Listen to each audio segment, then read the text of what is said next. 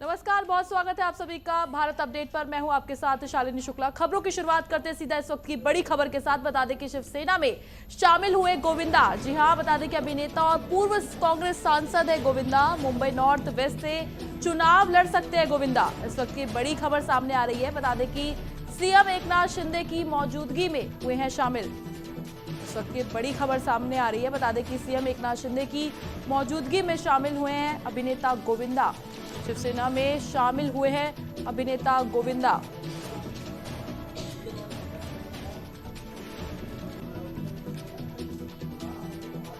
शिवसेना गुट में शामिल हुए हैं अभिनेता गोविंदा।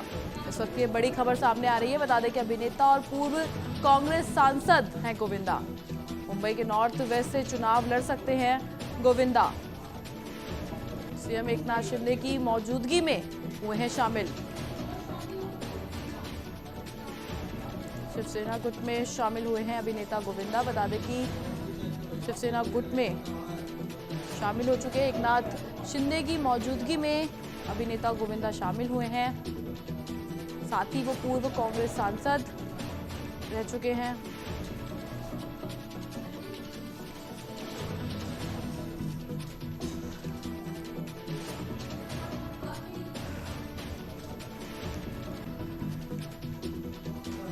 इस वक्त ये बड़ी खबर सामने आ रही है। बता दें कि शिवसेना में शामिल हुए हैं गोविंदा। बता दें कि अभिनेता और पूर्व कांग्रेस सांसद है गोविंदा। मुंबई के नॉर्थ वेस्ट से चुनाव लड़ सकते हैं गोविंदा, ऐसा उम्मीद जताई जा रही है। साथ ही बता दें कि सीएम एकनाथ शिंदे की मौजूदगी में शामिल हुए हैं।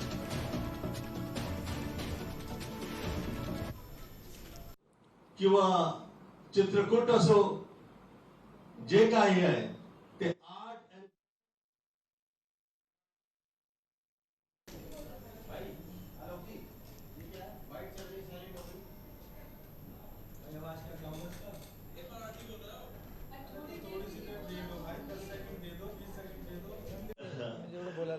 मला असं वाटतं की मी फार वर्षापूर्वी 10 मिनिटाची स्पीच दक्षिण बद्दल दिली होती।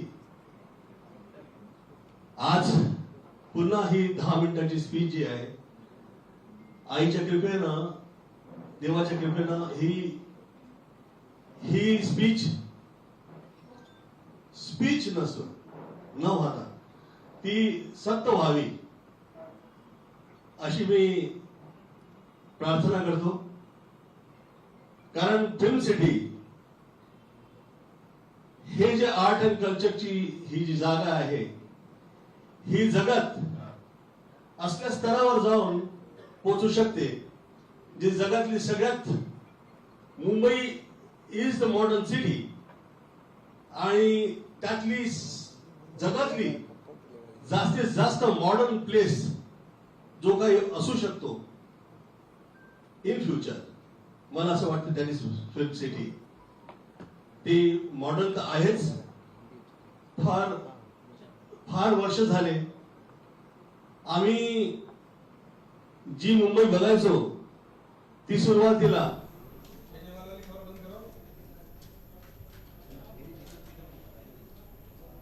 वहीं बढ़ते आगे, जहां दिल्ली सीएम अरविंद केजरीवाल की पत्नी सुनीता का बड़ा बयान सामने आया है। उन्होंने कहा कि केजरीवाल की तबीयत ठीक नहीं है और आपके सीएम को तंग किया जा रहा है। ये तानाशाही अब नहीं चलेगी।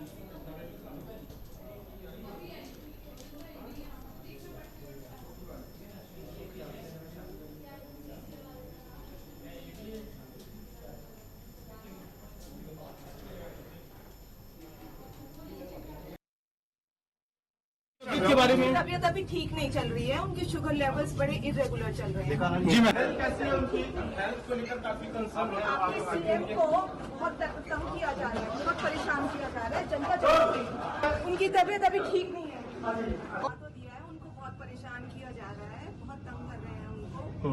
उनकी तानाशाही नहीं चल पाएगी, जनता इसका जवाब देगी। ये तो ठीक है, शुगर को मॉनिटर करना बहुत जरूरी है। दिल्ली के मुख्यमंत्री अरविंद केजरीवाल को शराब घोटाला मामले में ईडी ने गिरफ्तार कर लिया है। केजरीवाल को 7 दिन की ईडी रिमांड में भेजा गया था, जिसके बाद आज दिल्ली की राउज एवेन्यू कोर्ट में केजरीवाल पर सुनवाई हुई और सीएम अरविंद केजरीवाल की रिमांड 1 अप्रैल तक बढ़ा दी गई है। इसको लेकर दिल्ली सरकार के मंत्री गोपाल राय ने क्या कुछ कहा, सुनवाते हैं आपको। किया गया है, ईडी के पास कोई सबूत नहीं है। आज खुद सीएम सर ने कोर्ट के सामने अपनी बात रखी है। इतनी लंबी चौड़ी ईडी की जितनी चार्जशीटें दाखिल हुई हैं, उनमें से केवल 4 जगह पे उनका नाम है और उसमें भी कोई सबूत नहीं है। और जिनके बयान के आधार पर गिरफ्तार किया गया, उनको रिहाई मिल गई, उनको बेल मिल गई। और जो पता चला है कि शरद रेड्डी बेल इसलिए मिल गई कि उन्होंने भारतीय जनता पार्टी को चंदे के रूप में रिश्वत दी। तो आज मुख्यमंत्री जी ने सारी सच्चाई अदालत के सामने रखी है और मुझे लगता है कि इस पर अदालत विचार करेगी। दिल्ली के मुख्यमंत्री अरविंद केजरीवाल को शराब घोटाला मामले में ईडी ने गिरफ्तार कर लिया, जिसके बाद सीएम अरविंद केजरीवाल ने जेल से ही सरकार चलाने का ऐलान किया था, जिसे लेकर आज बीजेपी नेता मनोज तिवारी ने प्रेस कॉन्फ्रेंस की और बीजेपी केजरीवाल पर हमला बोला। उन्होंने क्या कुछ कहा, सुनिए।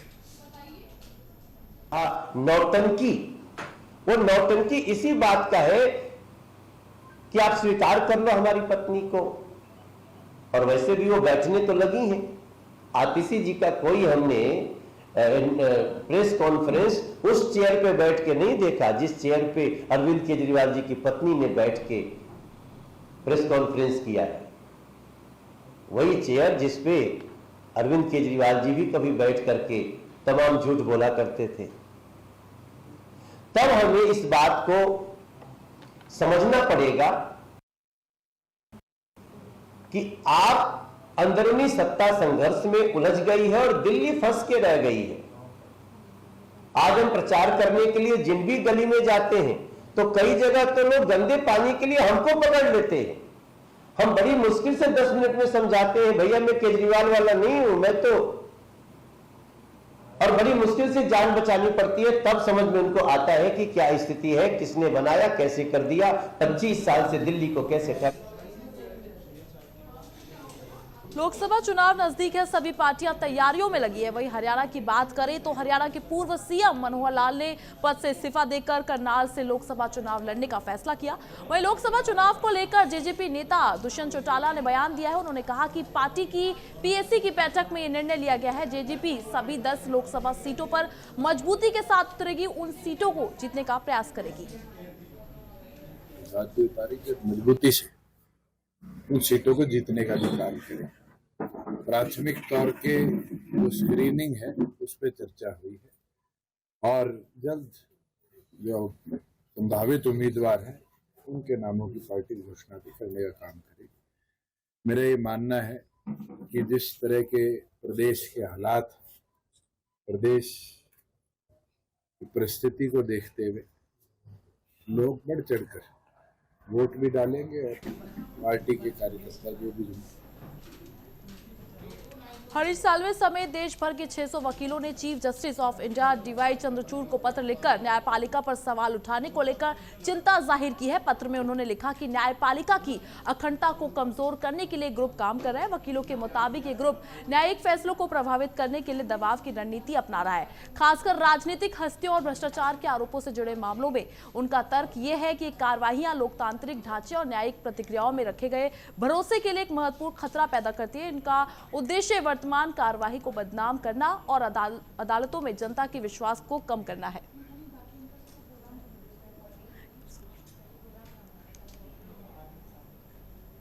बीजेपी ने लोकसभा चुनाव के लिए स्टार प्रचारकों की सूची जारी कर दी है। प्रांतीय कमेटी के प्रस्ताव पर हाईकमान ने 40 स्टार प्रचारकों की सूची को अंतिम रूप दे दिया है। वहीं पीएम मोदी और राष्ट्रीय अध्यक्ष जेपी नड्डा समेत कई वरिष्ठ नेता चुनावी जनसभा को संबोधित करेंगे।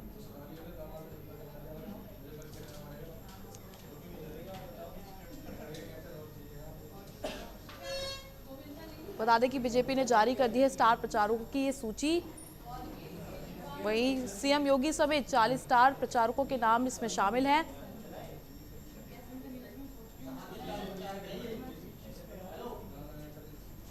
वहीं उत्तराखंड से सनसनीखेज वारदात सामने आई है। उधम सिंह नगर के गुरुद्वारे में बाइक पर आए हमलावरों ने नानक मत्ता बाबा तरसेम सिंह की गोलियां बरसाकर हत्या कर दी, जिससे इलाके में सनसनी फैली हुई है। मौके पर पहुंची पुलिस ने हमलावर तलाश शुरू कर दी है। वहीं डीआईजी योगेंद्र रावत ने घटनास्थल का निरीक्षण किया।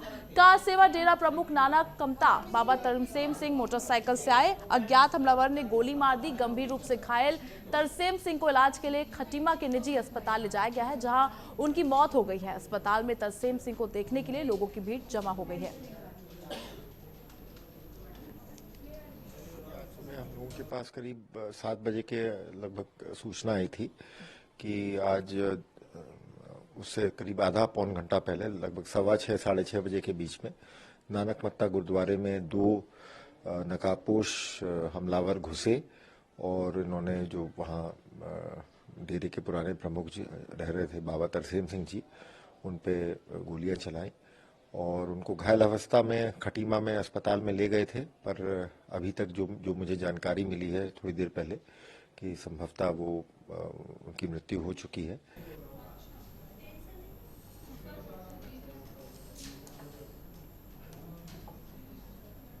वहीं बढ़ते आगे इस वक्त की बड़ी खबर के साथ बता दें कि वकीलों की चिट्ठी पर पीएम मोदी का पोस्ट। इस वक्त की बड़ी खबर सामने आ रही है। बता दें कि दूसरों को डराना कांग्रेस का कल्चर है। पीएम मोदी ने ऐसा कहा, साथ ही कहा कि अपनी जिम्मेदारी से बच रही है कांग्रेस। पीएम मोदी ने अपने पोस्ट में ऐसा लिखा। साथ ही कहा कि 140 करोड़ भारतीयों ने कांग्रेस को नकारा है। वकीलों की चिट्ठी पर पीएम मोदी ने पोस्ट किया। साथ ही कहा कि 140 करोड़ भारतीयों ने कांग्रेस को नकारा है। पीएम मोदी के पोस्ट में बता दें कि साफ कह दिया उन्होंने कि जनता की पसंद नहीं है कांग्रेस।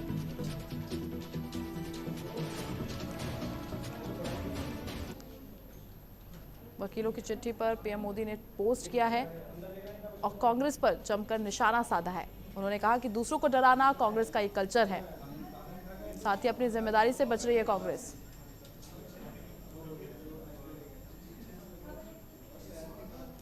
भगत के बस में है भगवान। अक्सर आपको ये भजन सुनने को मिलता होगा, जिसमें श्री कृष्ण और एक भक्त के बीच का प्रसंग दर्शाया गया है। ऐसा एक वीडियो वायरल हो रहा है जिसमें युवक लड्डू गोपाल की मूर्ति लेकर जोर जोर से चिल्लाता हुआ अस्पताल पहुंचा। फिर क्या हुआ, जानने के लिए देखिए हमारी ये रिपोर्ट।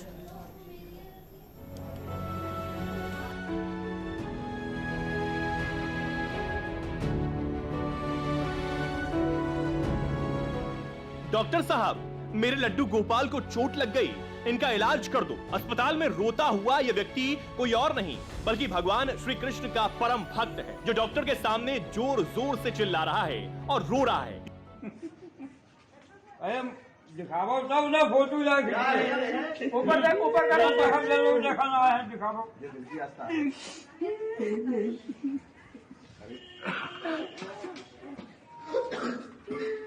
चोट किसे लग गए? अच्छा भैया ऐसा रोया नहीं जाता। हाँ, यूपी के शाहजहांपुर का यह मामला है, जहां सुजानपुर गांव के रहने वाले 16 साल के रिंकू ने मंगलवार शाम को एम्बुलेंस के लिए फोन किया और लड्डू गोपाल को चोट लगने की सूचना दी। इसके बाद ड्राइवर एम्बुलेंस लेकर 9 किलोमीटर दूर सुजानपुर गांव जा पहुंचा। इसके बाद रिंकू लड्डू गोपाल की मूर्ति लेकर एम्बुलेंस में बैठकर सीएचसी अस्पताल पहुंचा। अस्पताल में युवक डॉक्टर को मूर्ति दिखाकर रोने लगा और बताया इनका नाम लड्डू गोपाल है, ये वासुदेव के पुत्र हैं, इनकी उम्र 5 साल है। शाम को स्नान कराते वक्त ये हाथ से गिर गए, इन्हें चोट लग गई है, डॉक्टर साहब इनका इलाज कर दीजिए। युवक ये कहते हुए जोर जोर से रो रहा था। बाद में डॉक्टर ने युवक की तसल्ली के लिए आला लगाकर मूर्ति को चेक किया, तब जाकर युवक कुछ शांत हुआ। Bureau report, Bharat update. वही बढ़ते आगे, जहां यूपी के फर्रुखाबाद में डीएम वीके सिंह ने माफियाओं के खिलाफ अभियान चलाया है। उसी अभियान के तहत फर्रुखाबाद एसोसिएशन के पूर्व महासचिव संजीव पारिया पर गैंगस्टर एक्ट के तहत एक्शन लिया गया है और संजीव पारिया की 1 करोड़ 20 लाख रुपए की संपत्ति जब्त की गई है। बता दें कि बार एसोसिएशन के पूर्व महासचिव जेल में बंद है।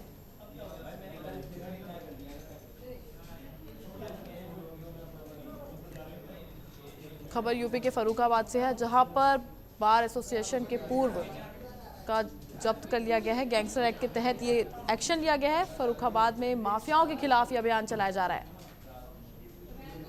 बार एसोसिएशन के पूर्व महासचिव की संपत्ति जब्त कर ली गई है।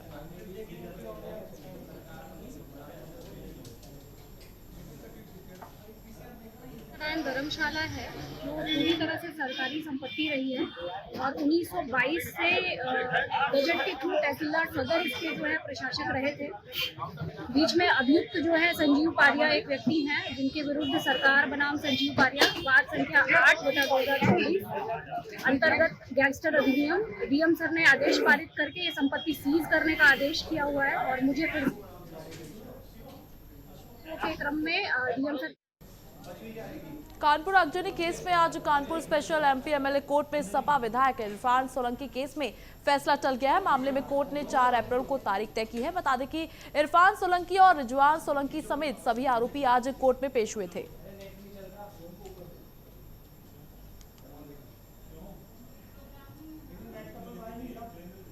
वहीं यूपी के कन्नौज में पुलिस को बड़ी कामयाबी मिली है। बता दें कि पुलिस ने एक फर्जी आईपीएस को पकड़ा है। वही ये पकड़ा गया फर्जी आईपीएस अपने साथी के साथ मिलकर ऐप के जरिए पुलिस अफसरों को सीएजयू नंबर बनाकर पुलिस पर रोब झाड़ता था, उनसे काम करवाता था, जिसके बाद पुलिस ने उसे गिरफ्तार कर लिया है।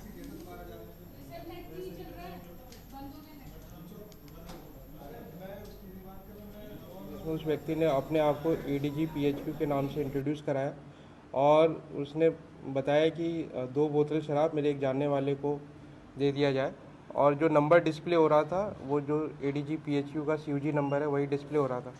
बट प्रकरण में संदिग्धता प्रतीत हुई तो इसमें इस प्रकरण को ट्रेस किया गया तो इसमें गोपाल तिवारी नामक व्यक्ति जो थाना तिरवा का रहने वाला वो ट्रेस हुआ। इसका जब मोबाइल फ़ोन चेक किया गया तो ये भी पाया गया कि ये एडीजी पीएचक्यू बन के व अन्य पुलिस अधिकारी बन के विभिन्न जनपदों में एसएचओज और अन्य अधिकारियों को फ़ोन करके विवेचनाओं को प्रभावित करने का भी कार्य कर रहा था, एस्कॉर्ट भी प्राप्त करता था। ऐसे गंभीर कार्य इसके द्वारा किए गए। जानकारी में ये भी पता चला कि इसके ऊपर एक मुकदमा जनपद झांसी में भी पंजीकृत किया गया है, जहां इसने एसपी के पीआरओ को फ़ोन करके एक महिला कांस्टेबल के ट्रांसफ़र के लिए प्रेशर बना रहा था।